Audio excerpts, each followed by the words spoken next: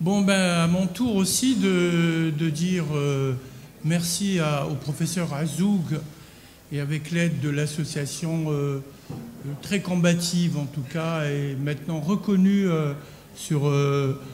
par nous, hein, de l'association des médecins de Schleff, de reprendre juste après, donc j'espère pour un temps, quoique nous avons encore des craintes de voir reprendre cette épidémie de Covid, de reprendre donc les activités que nous n'avons jamais cessé depuis des années de mener un peu partout sur le territoire national pour développer justement les compétences en matière de diabétologie. Alors, on va donner la parole ce matin à notre ami le professeur Belhadj sur une question en tout cas extrêmement importante qui a été, on a essayé en tout cas d'informer le grand public par une ou deux communications précédentes sur cette question-là, mais malheureusement, nous n'avions pas tous les documents. J'espère que tu vas nous éclairer aujourd'hui sur la législation en matière de diabète. Plein de questions restent posées, le permis de conduire, enfin, toutes ces questions que vous nous aviez posées à l'époque et qui sont restées sans réponse formelle. Je pense que le professeur Belhadj est tout habilité à nous apporter des éléments de réponse. Belhadj, tu as la parole. Merci, Monsieur le Président. Honorable assistance, déjà c'est un honneur pour moi de pouvoir communiquer en tant que légiste avec mes collègues endocrino-diabétologues. Donc, je suis chef de service médecine légale, je préside le comité pédagogique national, je préside aussi l'Académie algérienne des sciences médico-judiciaires, je suis expert au niveau du ministère de la Justice, expert aussi à Genève en matière de dommages physiques et d'autres problèmes. Donc, comme introduction, je vais partager avec vous, on n'aura pas le temps, ça va être dans les débats et les questions, je vais partager avec vous mon expérience en tant qu'expert. Je suis expert, ça fait 30 ans. Je suis souvent sollicité par la justice pour donner un avis, soit justice pénale, civile, lorsqu'il y a un contentieux médical, un dépôt de plainte contre un médecin, un dépôt de plainte entre deux personnes, avec aussi certains labos. Donc, je vais partager avec vous ma modeste expérience dans ce problème. Sans vous apporter beaucoup d'informations sur le plan du diabète, le diabète reste un problème de santé publique majeur à travers le monde et en Algérie.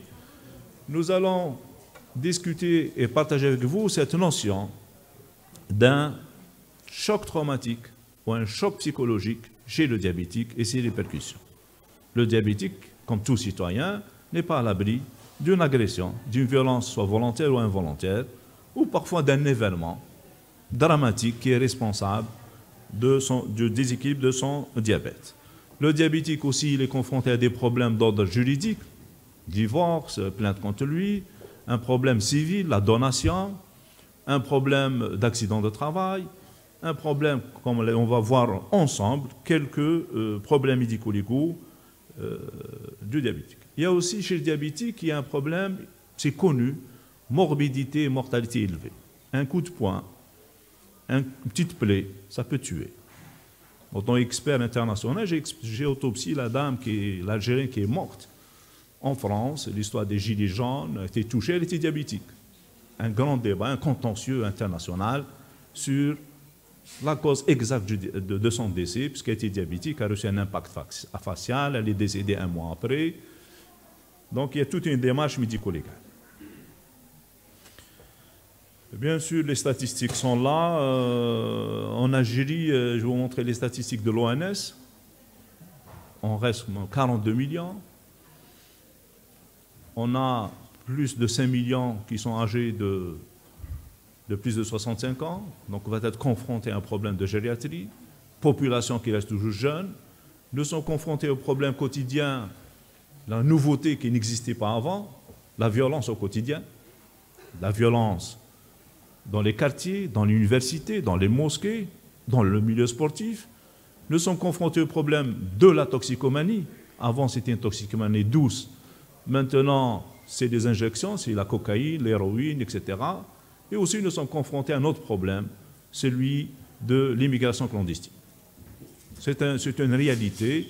C'est les médecins du secteur public et privé qui gèrent ces problèmes-là. Donc, parmi les problèmes, ils sont nombreux, croyez-moi. Donc, il y a le diabétique, la conduite automobile, l'imputabilité des lésions. Vous allez voir, on va voir ensemble. Pour mes collègues qui travaillent dans le secteur privé surtout, faites attention justement dans la rédaction de vos documents et dans vos engagements sur le plan médico-légal. Diabète aigu post-traumatique, il y a des gens qui déposent plainte. Alors voilà, j'ai développé un diabète parce que mon employeur m'a crié dessus, m'a licencié, etc. Cette histoire d'imputer une maladie, un traumatisme physique ou psychique. Et bien sûr, nous avons constaté cette mauvaise coordination entre les médecins et les différents intervenants, soit médecins légistes, avocats, compagnies d'assurance. J'ouvre pas, on n'a pas le temps. Croyez-moi, les histoires d'Algériens, en tant qu'experts, on reçoit maintenant des expertises émanant de citoyens contre des compagnies d'assurance pour le visa. Ces Algériens qui font un visa de 2000 dinars, ils partent à l'étranger diabétiques, et à l'étranger, ils font parfois des complications, parfois ils se présentent dans un tableau, et ça nous pose des problèmes énormes d'expertise, de dire est-ce que c'est vrai cette histoire d'hypoparathyroïdie, cette histoire d'insuffisance rénale, ces complications du diabète, est-ce qu'ils sont récents ou anciens? D'autres problèmes, je vous ai dit la rédaction des documents médico-légaux, histoire de l'arrêt de travail. Je ne sais pas si vous avez écouté la radio ces derniers temps, ils sont en train de faire une campagne contre justement ces prescriptions abusives. En tant que gestionnaire d'APM, même les chefs de service, vous dites à quelqu'un, je ne vous donne pas votre congé, ce n'est pas le moment, et bien on vous ramène un arrêt de travail. Un arrêt de travail signé par un médecin du secteur public ou privé. Donc nous sommes confrontés au quotidien à ces problèmes-là.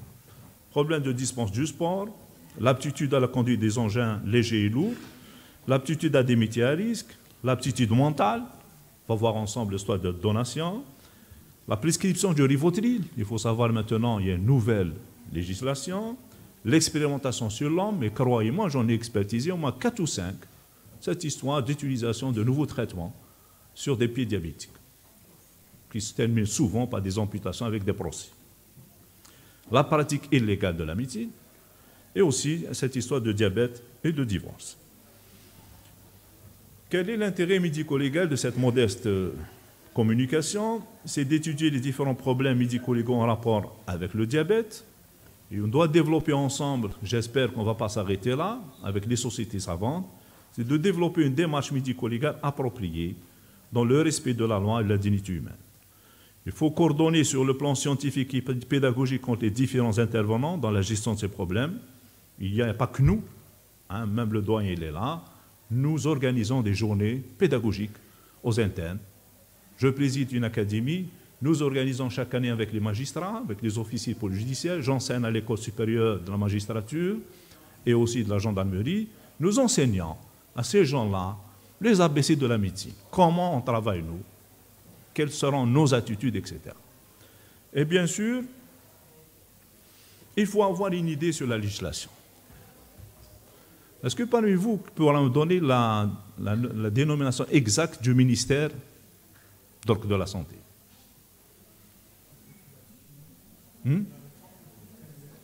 Eh bien non. Maintenant, c'est le ministère de la Santé, point. Beaucoup de gens ne le savent pas. Vous imaginez, vous êtes rattaché à une tutelle, vous ne connaissez même pas la dénomination exacte. Un avocat, si vous mettez en haut, ministère de la Santé, de la Réforme hospitalière et de la population, nullité de la procédure. Ça, c'est important. Donc, actuellement, la population l'ont donné à l'intérieur, la réforme hospitalière à un autre secteur, il ne nous reste que la santé. Et même, ils ont enlevé même la gestion, ce qu'on appelle des produits pharmaceutiques. Il y a tout, justement, un débat. Est-ce que vous êtes au courant maintenant qu'il y a une nouvelle loi sanitaire? Celle de 2018. Beaucoup de mes collègues ne le connaissent pas. J'espère que vous êtes au courant qu'il y a une nouvelle constitution, ce qu'on a voté. Avec ces différents... Mais j'en suis sûr que vous n'avez pas jeté un coup d'œil dedans. Est-ce que vous êtes au courant qu'il y a maintenant, ils ont installé l'Agence nationale de la sécurité sanitaire? Bon, c'est tout est dans le débat. dans le débat, vous pouvez me poser des questions, mais tout est sur ligne maintenant. Tout est sur ligne. Vous pouvez consulter tout ce que vous voulez, tous les arrêtés, les lois, la Constitution, sur ligne. C'est l'ère du numérique, s'il vous plaît. Vous n'avez pas le droit maintenant, en tant que médecin, de dire « je ne sais pas, on ne m'a pas informé, ils n'ont pas affiché ». C'est un ère qui est révolue. Et aussi, il y a eu des décrets, des arrêtés. Il y a l'installation aussi des agences. Est-ce que vous êtes au courant qu'il y a l'Agence nationale des greffes? Il y a l'Agence nationale des produits pharmaceutiques. Il y a l'Agence nationale du sang. Il y a actuellement les observatoires. Il y a l'Observatoire de la société civile. Il y a des observatoires, le Haut Conseil de la jeunesse. Ils vont installer aussi un comité scientifique qui est dans la Constitution. Donc je vous invite, s'il vous plaît, une petite remarque. Il faut savoir aussi les nouveaux constats de décès. Maintenant, il y a un modèle unique. Est-ce que vous êtes au courant que les prévenus du secteur public, il y a des nouvelles dispositions juridiques? Beaucoup de mes collègues ignorent justement ces nouveautés dans la pratique médico-légale du quotidien. Tout a changé, sauf une chose, le Conseil de l'ordre. 25 ans, aucun mot ni virgule. Nous avons toujours le même code. Donc, d'où la nécessité. Je ne sais pas si mes collègues, ce n'est pas un constat, c'est un constat. Généralement, dans les pratiques juridiques, à travers le monde, on change un texte, surtout les lois, dans les pays qui se respectent, chaque un quart de siècle. Vous n'avez pas le droit de changer une loi chaque 10 ans. Généralement, exactement, c'est des amendements, mais on ne change pas. Mais le code de déontologie n'a subi même pas un petit mot avec 2 lettres pendant 25 ans. D'où la nécessité d'être en conformité avec ce qui se passe, avec l'avènement d'autres disciplines. Rapidement, pour partager avec vous, la violence, je vous ai dit, la violence est au quotidien. Personne n'est épargné. Même le nouveau, parfois nourrisson, est victime de violence. Même les personnes âgées, les personnes privées de liberté, toute personne. Mais la loi, elle est là. Le code de la réforme, le code pénal a été amendé à plusieurs fois. Le code de procédure civile, il y a l'introduction de plusieurs lois. Mais regardez dans l'article 265. Dans l'article 265, pourquoi je parle de cet article-là? Parce que vos malades diabétiques, ils ne sont pas à l'abri de violence, notamment au niveau de l'œil, au niveau des vaisseaux. Parce que si quelqu'un perd son œil, c'est l'application, c'est l'infirmité, il va passer en correctionnel. S'il décède, la même chose. Donc faites attention, s'il vous plaît, dans vos prescriptions. Nous avons remarqué nos collègues, notamment du secteur privé, ils s'engagent vite à lier une complication à un traumatisme. Il faut toute une démarche. Et là, le problème de fond, regardez ce document-là. C'est un certificat descriptif initial qui n'a aucun dans le respect, ni dans la forme, ni dans le fond. Et parfois, on voit même des certificats descriptifs en arabe. Certes, c'est une langue nationale, mais pour le moment, ce n'est pas une langue académique enseignée. Il y a une transition générationnelle. Il faut justement avoir un langage scientifique, il faut s'assurer que c'est la victime, il faut décrire que les lésions et de faire attention, s'il vous plaît, de ne pas vous engager dans quelque chose que vous n'êtes pas sûr. Il faut le laisser aux experts. Parce qu'on n'a pas le temps, rapidement, des personnes diabétiques qui sont victimes de violence, eh bien, cette dame-là, ça n'est pas prise en charge correctement, elle peut développer une cellulite, après la cellulite, une cervicite, après la cervicite, médiastinite, puis elle décède. Dans un tableau. Et là, il y a parfois la partie adverse, ils ont le droit aussi à des avocats, à des experts. Ils peuvent de tout faire pour vous dire que ce n'est pas vrai ce que vous êtes en train de dire, docteur. Ils peuvent même déposer plainte contre vous, en correctionnel, pour faux usage de faux, fausse déclaration. Et faites attention, s'il vous plaît. Le citoyen, le patient a changé. Le portable a bouleversé notre vie. Les gens maintenant s'amusent même à vous enregistrer, c'est illégal. À prendre des photos, à vous attaquer par Facebook. C'est un nouveau comportement inacceptable sur le plan déontologique ou autre. Attention, s'il vous plaît, au traumatisme de l'œil. Pour mes collègues ophtalmologues ou diabétologues, tout traumatisme au niveau de l'œil, le médecin traitant doit faire très attention dans ses déclarations, dans ses constatations et conclusions. Les petites plaies chez le diabétique, parfois on découvre le diabète lors d'un événement traumatique. On le découvre. Mais ce n'est pas au médecin, on doit l'adresser chez un médecin spécialiste pour pouvoir le prendre en charge. Malheureusement, parfois une petite plaie, elle peut se compliquer si elle n'est pas bien prise en charge, à une cellulite, et parfois vers un arrêt de travail de plusieurs jours et vers parfois l'amputation. Faites attention aux coups, aux blessures par instrument pique en tranchant au niveau des axes vasculaires.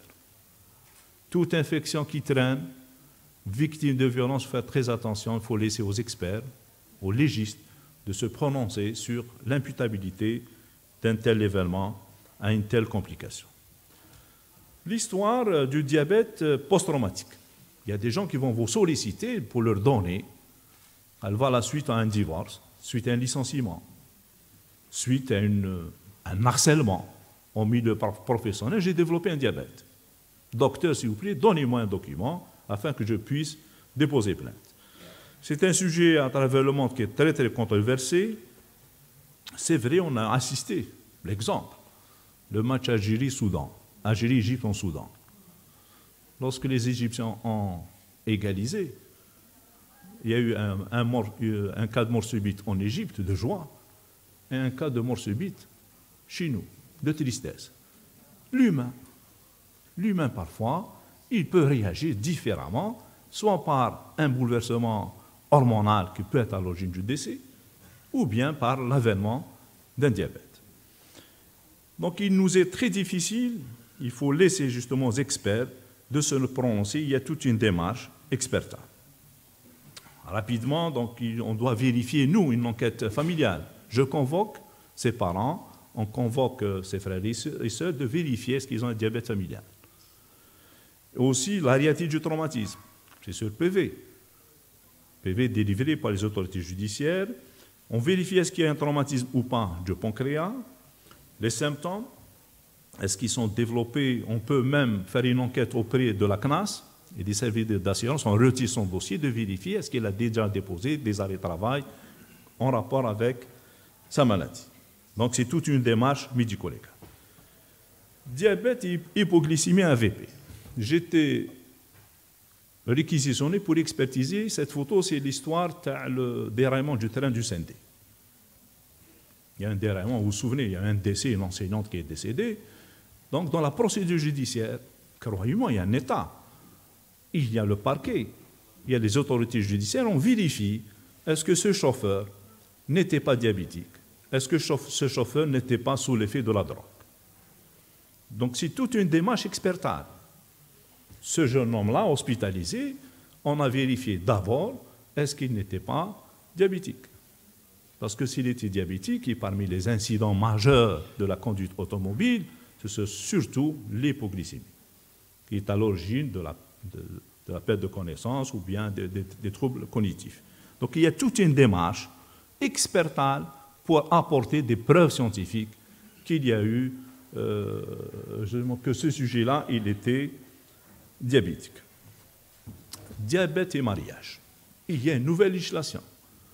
Le législateur, pour contracter un acte de mariage, de l'officier d'état civil, on vous demande ce document-là, soit pour l'homme ou la femme. Parfois, on découvre qu'il est diabétique et qu'il a une insuffisance rénale. Et vice-versa, peut-être à un sérologie positif. S'il vous plaît, le secret médical. Ce n'est pas à nous de dire à la femme ou à l'homme, à la femme, de dire qu'il est malade ou bien qu'il a des problèmes, parfois des complications en rapport avec ses capacités de procréation. On laisse au couple, parce que c'est au couple de dire la vérité. Ce n'est pas au médecin, parce que vous pouvez être poursuivi pour violation du secret médical. Justement, cette photo, au niveau du siège chez Mustapha, la photo même avec le bouquet de fleurs sur là. Donc, dans la détresse sociale, dans le conflit social, c'est le hakim, c'est la blouse blanche. Les gens vont venir chez vous, soit dans le secteur privé ou public. Pour eux, nous sommes les garants du secret médical. Nous sommes le temple de l'humanisme. Et ce n'est pas à nous de divulguer ces secrets-là. Un autre problème, nouveau, les gardés à vue.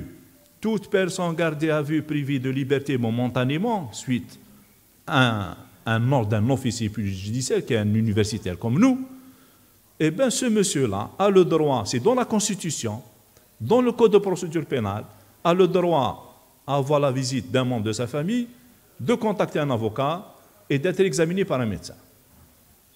À Mustapha, nous avons créé une unité des urgences médico-judiciaires qui fonctionne 24 sur 24, 7 sur 7. Je vous donne le chiffre. On reçoit en moyenne entre 12 000 à 13 000 réquisitions pour examiner les personnes en garde à vue. Supposons chez le diabétique. Heureusement, c'est la population jeune. La plupart, c'est des jeunes, mais parfois, on est confronté à des situations de diabétiques. Deux types.